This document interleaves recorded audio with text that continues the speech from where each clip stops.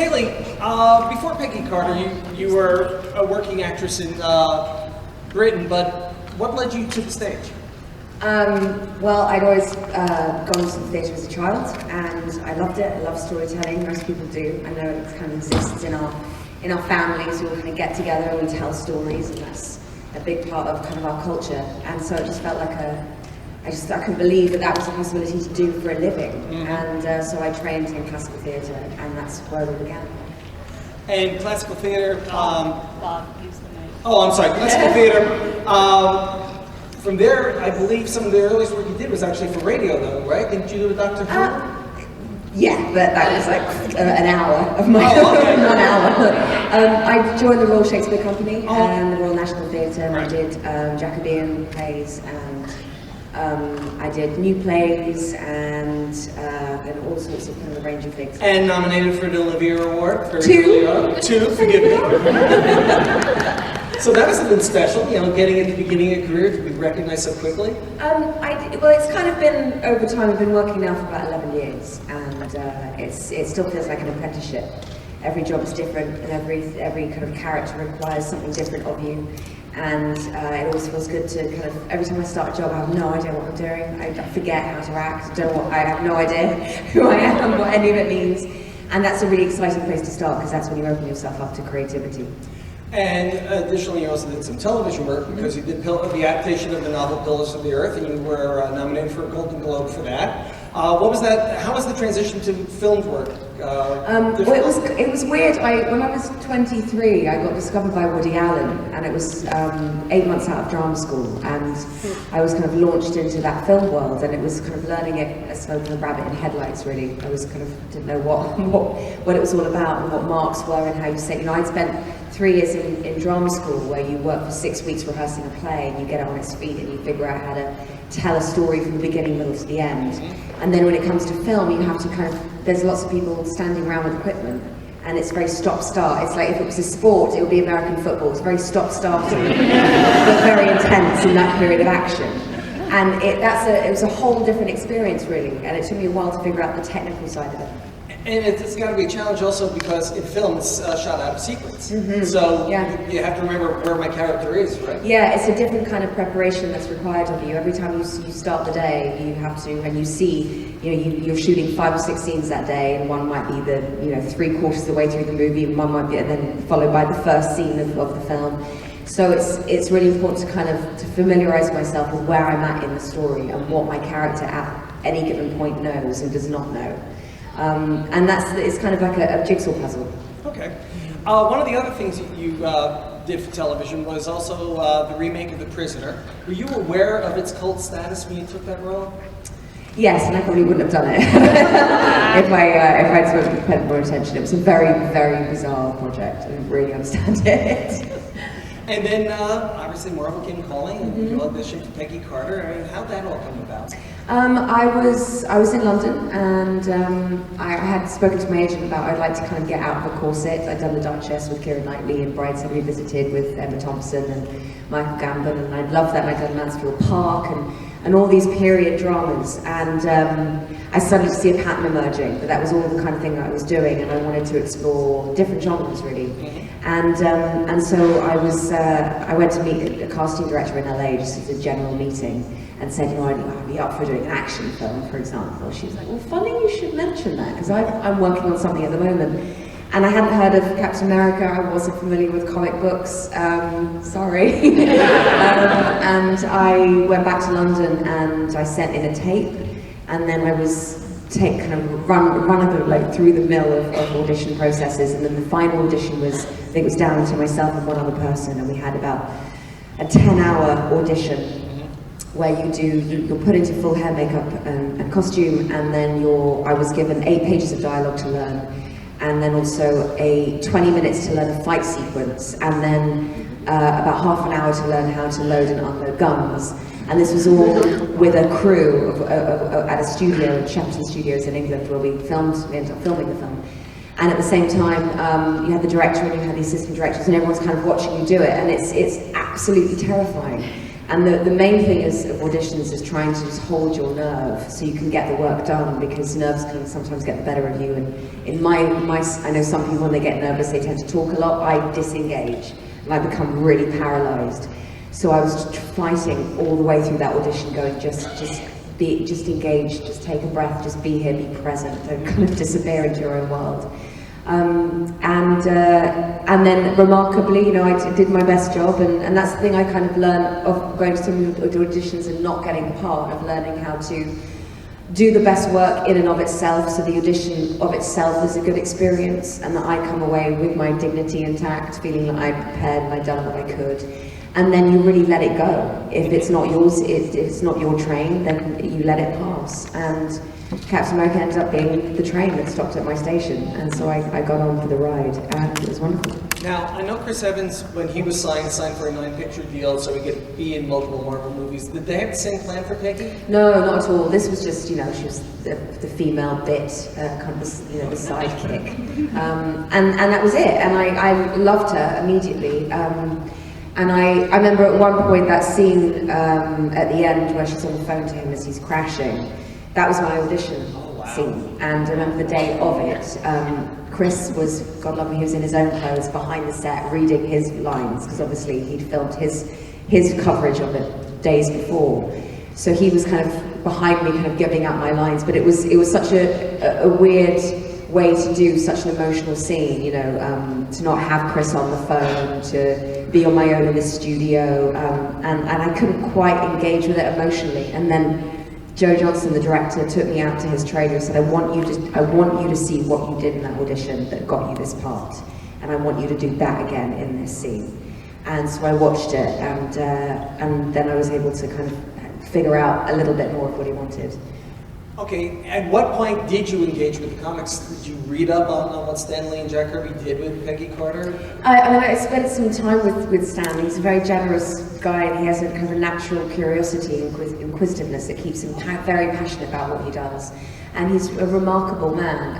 And I've learnt more from coming to conventions, really, and having recommendations from people and seeing how committed fans of the genre are, and how wonderful that is.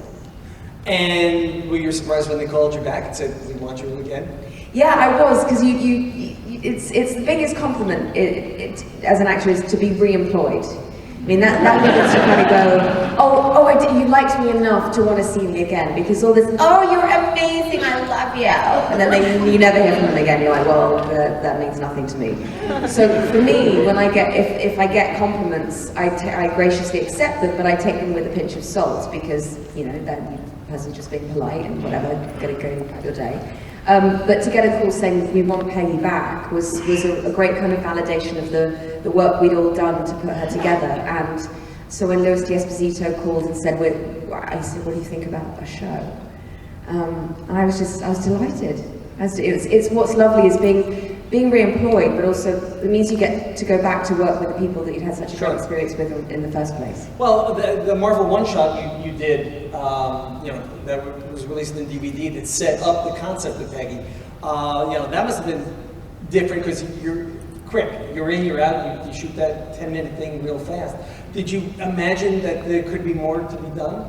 I wasn't, the one thing that I learned in this industry, which has served me well, is not to have expectations and not to try and let your ego or your kind of ambition overtake the reality of the situation that you find yourself in. And again, with the short, I loved doing it, but I didn't want to set myself up for disappointment, because so many factors go into the making of a show. Sure. No matter how hard one person works, it's got to be a collaboration. So I was pleasantly surprised that it kind of got a life it deserved. Before we talk about the show, I found that when you were shooting First Avenger, you were also studying art history and haiku. Yeah. What prompted all that? I'm restless. I'm a really restless person, and which means I get bored easily. So on a film set, as amazing as it is, for me, there was a lot of hanging around on set, and I'd be sat in my trailer, and there's only so much computer games I can do without kind of feeling my brain's turning to mush, and I've not spoken to any humans in a while. So I just did this 3-month course with the Open University, which is a fantastic online university in the UK, and it was art history, the history of democracy, or the fight for democracy in Burma, and haiku poetry. And it was great. It was great. Kind of, Chris was like looking at me like I was crazy and really dull and nerdy, but it entertained me. That's great. Do you still write haiku now? No, I have no idea. Still have no idea what it's about. I appreciate it, respect it. I'm clueless. So you go off to do the ABC series, and you come over to the United States to start working.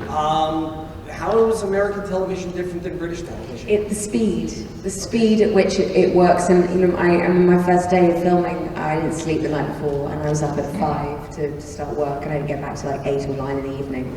And that became my reality for the first, for those 4 months. And I find that quite exciting because, again, I come from a place where you get given the text, which is the Bible of the piece, and you study and you prepare and you work it and you make choices and you try things and they don't work and you try something else. But with TV, this is a script. It will change on the day, and it will change sometimes while you're working. The writer will come in and go, change it to this line, or actually we're going to rewrite that whole speech. So you have to be on your toes, and I find that quite exciting because it stops you from overthinking things, so you just have to launch yourself into it. So I find it very liberating. For the recurring characters on that miniseries, did they come to you and go, "What's the Sparkle Universe about?" Did they want to understand how it all fit? Yeah, I mean, James Darcy, who plays Jarvis, was probably the one who was like, "What are we doing? What are we doing?" Because we'd done Mansfield Park together like 8 years previously, and he was in that. And I knew him from just kind of the acting scene in London. And I bumped into him at the theatre like a year before the show actually started filming, and he said, "What are you up to?" And I said, "Well, Mum, I'm trying to get this show made." And he was like, "Oh, that sounds fantastic. Good for you." And then we left, and then a year later he calls me, he's like, "I'm playing Jarvis." So that was great, and it just meant that we were able to kind of create those characters together, having based it on a friendship. And I think it shows because the two of you on screen have this great vibe back and forth, and it's very respectful, and obviously he still loves his wife, so that no one expects him, to get together romantically. Were you able to add elements, or was it just what was on the script? I mean, yeah, I think the first season was very much the writers trying to gauge how all the characters would interact with each other, and then when they saw us interacting in between takes, by the time we got to the second season, they were very much writing to suit us and our natural rapport with each other. James often would come out with alternative lines, which were very funny, and some made it, some didn't. But you'd kind of throw things out there, or I would say that word sounds a bit too American. I think she would more likely say it this way, and they were very accommodating to that. But at the same time, James and I couldn't believe how well these writers wrote for English characters, because the sense of humour is different. The rhythm of a line and the inflection of a line is completely different. And they were brilliant. Their witticisms and their references were spot on, so we were delighted. it was also a challenge because it was period. You were an immigrant in America. You were a woman, and so much of the first season is about being taken seriously. How did that feel, considering you're a 21st century woman?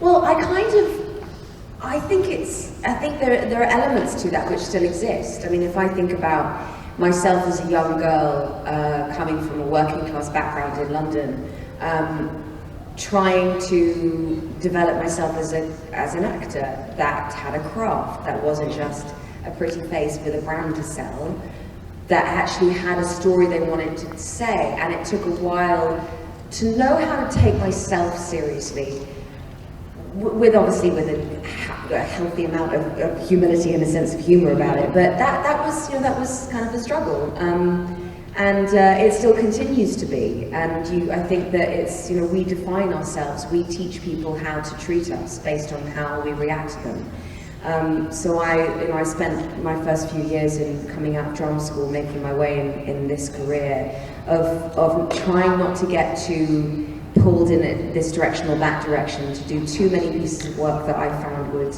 kind of not be a great way to contribute to the world. Okay. And I think Peggy feels the same way. She's having to navigate herself through an incredibly sexist environment of the 1940s, where being slapped on the butt by your male colleague was kind of a given in the office, or just to be ignored, or to be undermined, or to be ridiculed or humiliated.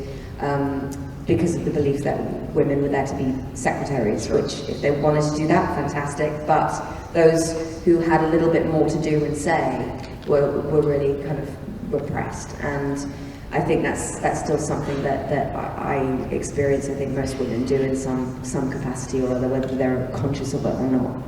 Now, the show still had a high action quotient to it, but unlike a film where you have months to prepare the physical stuff, TV, you're fighting every week. I mean, did you and Bridget Regan have to go off on the side to stage your battles? Yeah, we did. We had like a week, 2 week maximum period of time to learn basic fight moves and the basic choreography that would become the foundation for the fight sequences. So we learned the names of certain names and positions of certain punches and certain kicks and throwing certain shapes with your body, which meant that when it came to the day of each fight, the choreographer would just have to give us our key words for what we would having to do, and we were able to learn it a lot quicker. It took a while though, because I've said this before, but when it comes to action sequences, I have a lot of confidence and no skill. So I kind of just throw myself at people in quite an aggressive way. I played rugby at school, so that's just you run at people and just knock them over, kind of. I was like, oh, I got this, yeah, I can do that. And then the stunt guys were like, no, you just make it look like you're doing that. Don't touch me. And I have on my phone Kimberly Murphy, who's my amazing choreographer and stunt woman. She was filming me do the first action sequence in slow motion, so that I could watch it back and critique myself and learn it again. And there's this slow motion video of the first time the guy in the green suit, which was my first fight in the first season, happened. And in rehearsals, I was meant to kick him in the leg, and I kind of kicked him in his reproductive area. And what's great, well, it's not great, it's a poor guy, but what was kind of priceless about the whole thing is that Kimberly was filming it in slow motion, so you just see his reaction and my reaction at the same time. He's like, and I'm like, so I'd like to say I learned my lesson after that, but I think 4 or 5 pairs of balls got hurt in the making of season 1 at least. So, what percentage did you wind up doing of your own stunts, and how often did they need a stunt woman?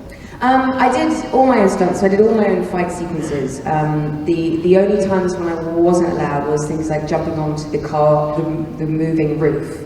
I was able to kind of jump onto it from a height when it was stationary from a certain scene, but when it actually was moving, just because, and I was like, let me do it, I love doing it, I love kind of throwing myself into something like that, but kind of for health and safety and insurance, it just meant if anything happens to you, we can't carry on the show. If you break your ankle, we can't do the show. So they were quite strict on what I could and couldn't do. But and then I had Kimberly, and what I did is I shadowed her a lot. So we worked together. We warmed up together. She would come in between takes and show me how to make a punch look more convincing, and certain kicks at certain angles looking better from where the camera was positioned. What was your reaction when ABC said, "We'll take another 10, please"? Oh, I was in London in my pajamas first thing in the morning, and social media had gone nuts because obviously with the 8-hour time difference, they had found out before me, and that was great. I mean, again, I was so delighted. I was just delighted because it meant that we just got to go and do it again, and I loved it. I loved every moment of being on that set. How do you compare the 2 seasons? Because you had 2 more episodes. You went to Los Angeles. There was a bit more at stake in the second one. Yeah, I think the thing that I would take away from it is probably the relationship with Jarvis. That relationship kind of deepens, and what I liked about the LA feel is that it was so bright, the clothing was brighter and everything, and that sunshine and palm trees, but there was this kind of dark underbelly of the crime underneath it, and it all kind of looked quite glamorous, but there were moments that I found very kind of emotional. I mean, I love working with James, and he's such a present actor, and he reacts and responds to everything that I do, and you feel like you're playing with a teammate. And so when we shot that scene in the desert where she just turns around, she gives him some home truths about who he is. He's just living in this rich guy's house, and it was painful, because I feel like their relationship had gotten to a point where they knew each other well enough to know how to push each other's buttons. And I loved that. I mean, for me, it's the best parts about any of the jobs I've done, the relationships between the characters. And obviously, you've been very vocal in social media and at the conventions that you would love a third shot anywhere, any time. But in the meantime, though,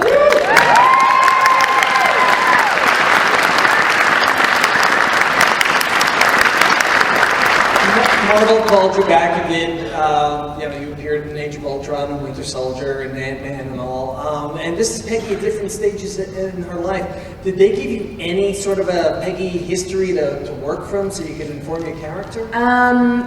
Yes, I kind of told myself a few things that I felt was useful. Whether or not that is the case, I don't know, but I did feel that she would have come from a military background, given how high up she got so young, and the fact that she was a woman. It meant that I think she definitely would have had a jump start with her knowledge of the military, and I felt that she may have idolized a brother or a father that she could potentially have lost early on in the First World War, which would have informed certain decisions that she made about who she was and what she wanted to do and keep that name going. And the writers were like, give me like a suburb of London. I said Hampstead. Okay, she's from Hampstead. Okay, great. And you just kind of piece it as you go along, really. And then in the second season, obviously, you get to meet Michael, her brother, who goes off in the war.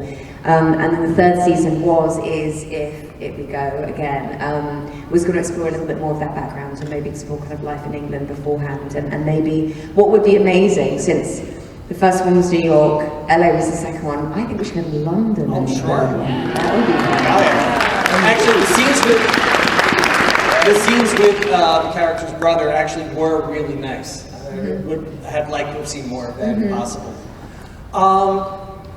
Any problems with the old age makeup, seeing yourself? I loved it. I really loved it. I took my dad, and for the Winter Soldier, I hadn't seen it, and they had done. So I'd had prosthetics, and then they also did CGI, and then they also had another lady, an older lady. So between those three kind of things, the three layers, that's how they produced the look of Peggy on her deathbed.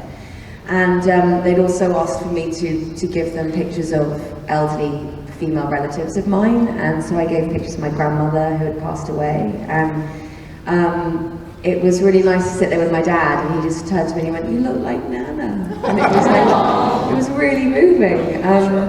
And then with Ant-Man again, it was kind of how much of it do we do as prosthetics? How is it a full mask? Is it certain little pieces?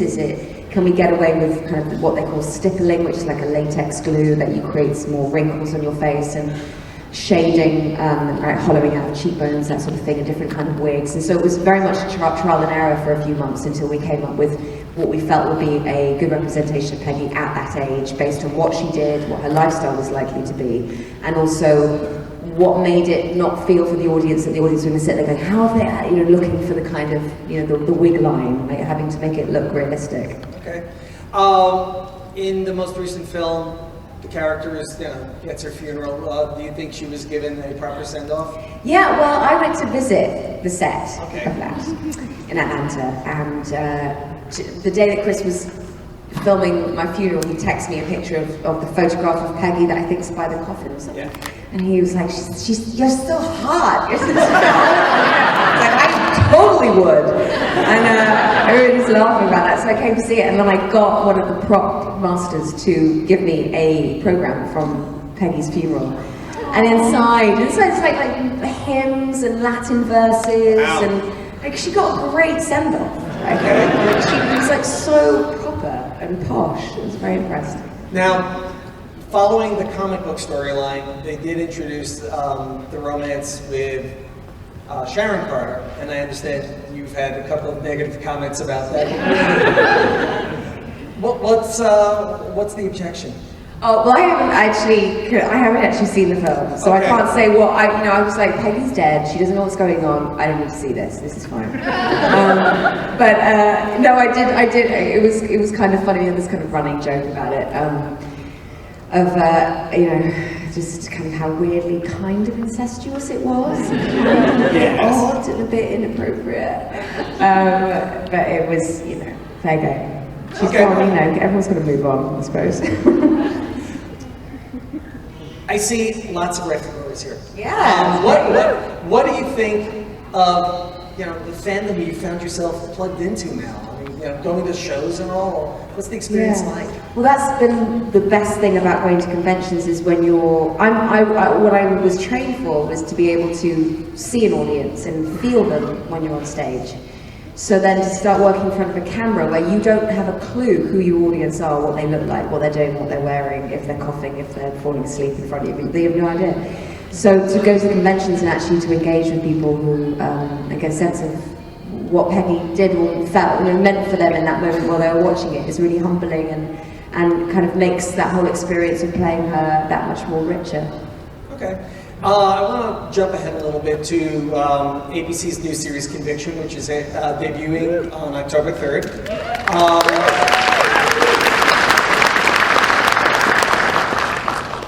Hayes Morrison, Randy first daughter, now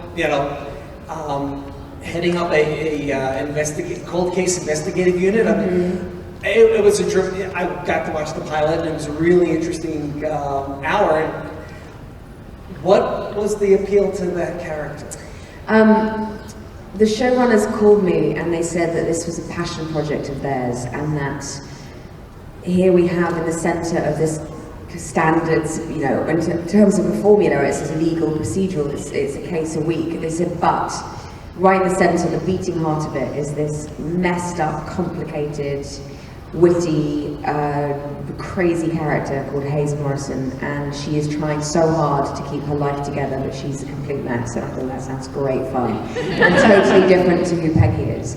And that was the appeal, really, and as we're shooting episode 5 at the moment, and so we're kind of, it just gets more and more outrageous, the things that she does, and she's trying to keep her life together by also solving these crimes. Just in the first episode alone, we hear so much of what she did to embarrass her presidential parents. Is she, in your mind, is this new role for her trying to atone? No, the opposite. The opposite. No, she's blackmailed. She's just to let you know the premise of it. It starts off. She's in prison, having been arrested for drugs possession, and the family lawyer comes to her and says, "We're going to bury you with this. We're going to make this so much worse than it is. We're going to send you to jail. We'll ruin your career. We'll destroy your reputation. You'll never work again. Or we cover this over, and you come and work for us because you are still a brilliant lawyer, and you will help your mother's Senate campaign if you head this crime conviction unit where you hash out old cases and show the community that justice is being done, or make everyone look good." So she really reluctantly agrees because the alternative is so bad. So she's forced into this job, which means that she arrives and she doesn't want to be there. So she's naughty, she's rebellious, and she knows that she carries all the weight of her name behind her. So she knows she can get away with a lot, and her poor team just don't know what to do with her. She's a complete mess. She's turning up late. She's wearing clothes from parties the night before. She's inappropriate to them. She's rude. But she's also kind of annoyingly brilliant at what she does. And that's kind of how, and so she figures out in the pilot, okay, I'm stuck in this awful position of a job I don't want to be in. It's like the lesser of two evils, but I'm going to find a way to make it work. And she actually starts to engage with the stories itself, and when she gets to meet the people who are in prison and the families and how it's affected them, that's when she starts to feel like she can find her voice in this. And the DA is played by Eddie Cahill, and in the pilot alone, there's that will they or won't they vibe. Is that something that's going to be explored? Yeah, very much so. There's and it's in a surprising way too. I read this episode 3 and went, okay. And what I think they're doing very cleverly is they're making each episode, just when you think you know the direction it's going to go in, it suddenly kind of veers off to the left. And I like that. It's a new show, but you're also playing an American, and you're half American, your father is American. How is it mastering the accent?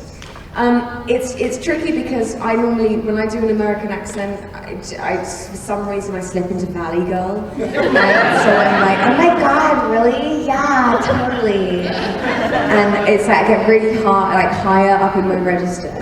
And so I didn't feel that was appropriate for a former first daughter stroke lawyer. So I thought I have to bring it down. So it was a matter of kind of getting the American accent in my own register.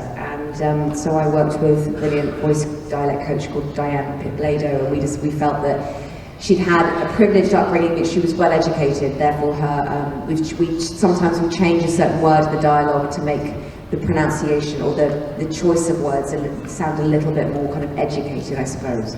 But we've also kind of kept her sort of sense of authority by having her kind of down here, as opposed to like up here.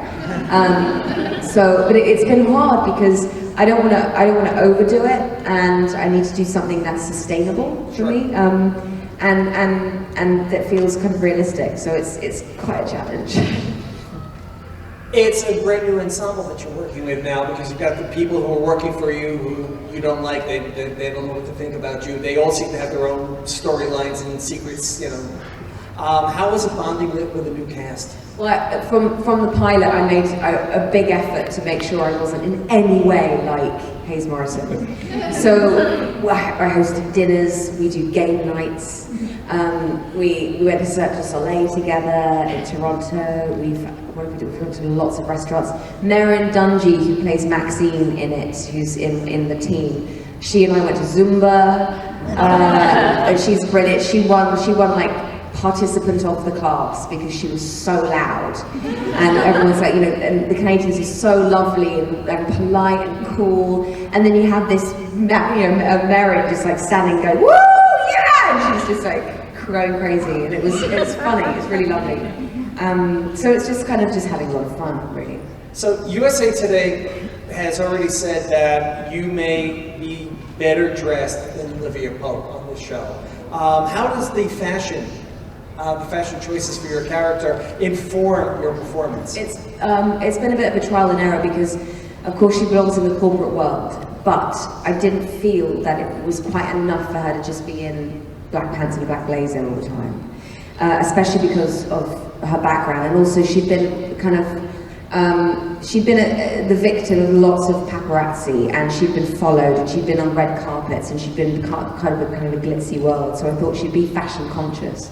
And I thought the costume could also reveal a little bit about her darker edge and kind of her wit and her sharpness. So we felt that if we were going to do a black blazer, we go for something like Alexander McQueen, which has slightly asymmetrical look, or a kind of an odd cut here, or a tiny skull embedded into something, or a spike on the Valentino shoes, you know, that just make her a little bit harder. So she still looks within that world, that corporate office world, but yet her heels are all Louboutin. Or that, you know, all the bags are kind of seasonal bags, and it's a great, as most of us know, you know, when we wear good clothes on a rare occasion, I actually do dress up in my own life, it changes. You kind of feel really confident. Like, and I do feel when I put on a pair of Louboutins, I'm like, damn, I'm suddenly like, I've got stuff to say, dude, I'm suddenly busy, you know, and that was been great for Hayes, and it's helped with my confidence to play her. Oh, that's great. We'll open up for questions in just 1 second. If you want to line up at the mic, that'd be fine over here. I'm going to be doing a similar conversation with your former co-star Enver at Farpoint Convention here in the Maryland area in February. What should I ask him? Does he miss his sweater vests? Sweater vests, okay. And ask him what he got me for my birthday this year.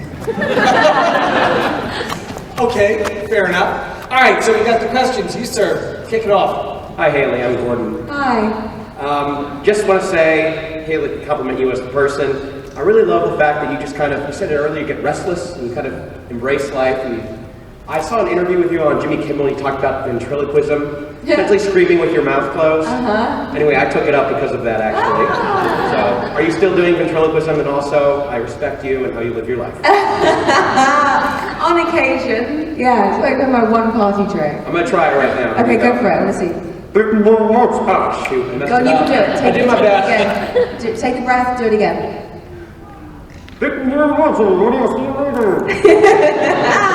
All right. Thank you. Thank you. Thank you. Hello. Hi. My question is, if you could play any other Marvel character beside Agent Carter, who would it be and why? No, I feel bad because I get this question a lot. I don't know many characters in it. I haven't even seen Civil War. So,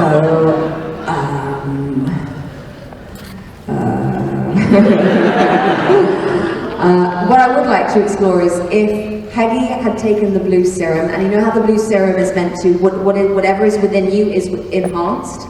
I love the idea that Peggy takes the blue serum and she goes nuts and she's really evil. So I'd like to explore that. Thank you. Hi. My question is, we talked about fashion briefly, but you have so many iconic looks from Agent Carter, the blue suit, to the red dress in the first Avenger. What's been one of your favorite fashion pieces that you've worn? Ooh, Well, let me see. I think, God, it's so like so there are so many. I love. I know it sounds it's for the wrong reasons, I suppose, when you talk about fashion and the visual sense of it. But I love the high-waisted pants that I could walk around and run in and jump up and down in and lunge and climb trees. And I loved that. I absolutely, because it just meant that because the thing about those costumes is they're so exquisitely tailored, but you can't really move in them. Not in the way that we tend to now in jeans and leggings and all that kind of thing. So that was quite a challenge. So every time I got something I was mobile and I kind of jumped for joy. Thank you. Hi. Hi. So I just have to say, although I love Peggy, my favorite character of yours is Aliena. I think she's just amazing. And my question is, throughout your work, you've gone to work in a lot of different time periods.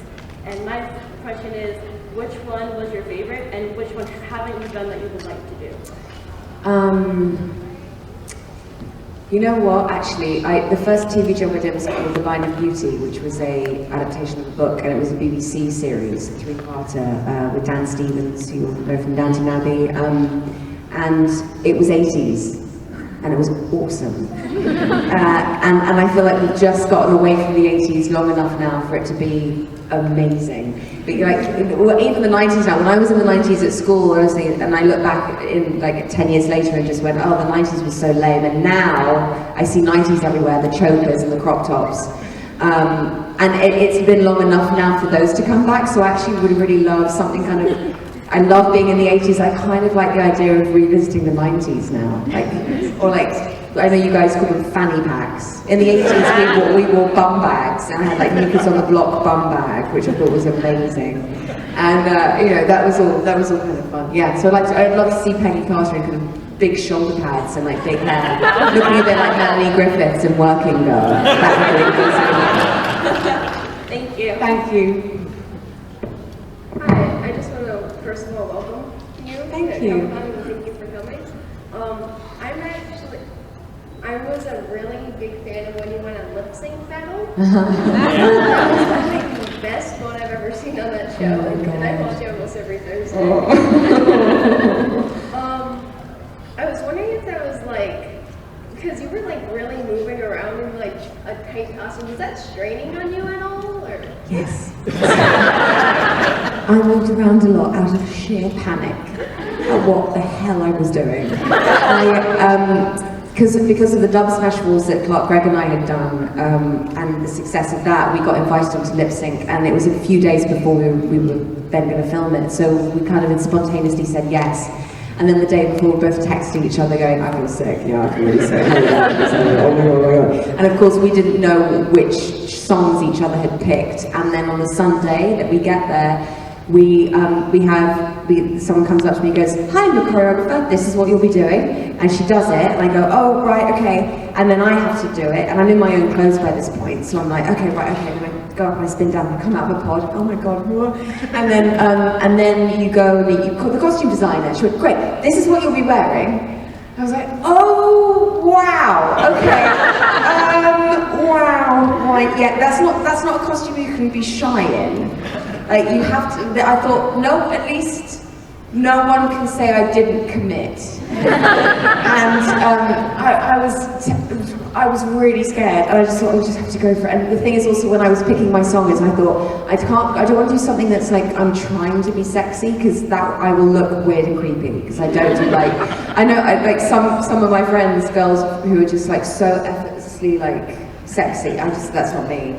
And I feel like if I tried to be that, I would look like an idiot. So it's like, let's do something that's just weird. Let me embrace the weird. Let me do something that's like, you know, interpretive dance. That's what I'll call it. And so that Gaga was a perfect opportunity, being the brilliant, kind of incredibly avant-garde star that she is. And then we didn't know. What I didn't realise is that when I was meant to like skid along on my front to the front of the stage, that worked in a pair of jeans in practice. It didn't work with the latex that I was wearing. So I kind of squelched and stuck. Like, it was a bit jarring. And the whole thing was a blur. But I'm glad you watched it. Thank you. I was also wondering if you think Chloe and James would do it? Oh, that's a great idea! Oh my God! Yeah. Well, we call James Darsing's dancing. We call it darsing.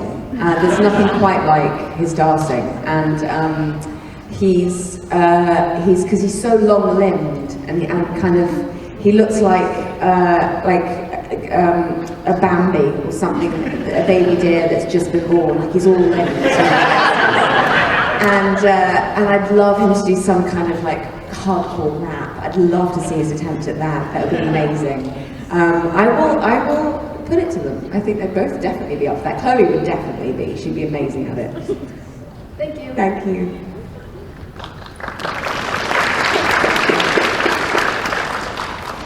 Hello. Hi. First of all, let me just say I'm a huge fan of the Agent Carter series.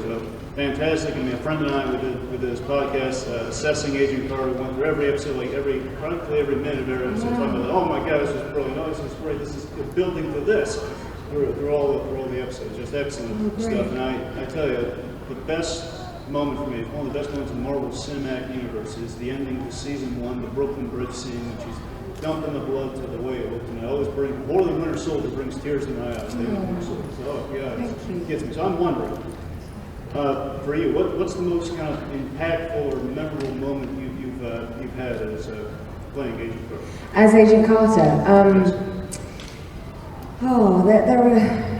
I was really moved by that story, that plot line of the fact that she finds his blood, and because that becomes personal, and that's, you know, then it became for me a bit more of an exploration of her grief. Rather than just solving crimes, and that really poignant kind of dilemma of she has this kind of the last thing of her, you know, of her love, and yet she ultimately makes, I think, the right choice, which is to protect his memory and protect him by destroying the blood. So it was a beautiful moment of having to let something go that personally she would have definitely wanted to keep for herself, but she knew that it wouldn't be safe doing that. So it was a way of keeping him safe. I think that's lovely, and I think the actual filming of the scene where Jarvis gives her the vial of blood was particularly moving, because that was the last scene that we shot, and James and I had spent 4 months laughing and joking and giggling and having such a great time, that to then play a scene which was moving at a time when the filming of it was moving because we were all coming to an end, and we knew that we wouldn't be seeing the crew the next day. And everyone goes back to their own lives, their own families, moves on to other projects. There's something quite bittersweet about it. So I would say the combination of those two. My grandma and I, we watched Agent Carter. I just want to thank you for giving us hours of enjoyment. Thank you so Thank much. you. And you get the impression our questioning is over? Because we have to clear the room for, I guess, the setup for the children's costume contest. So, again, Conviction, ABC, Sunday, October 3rd.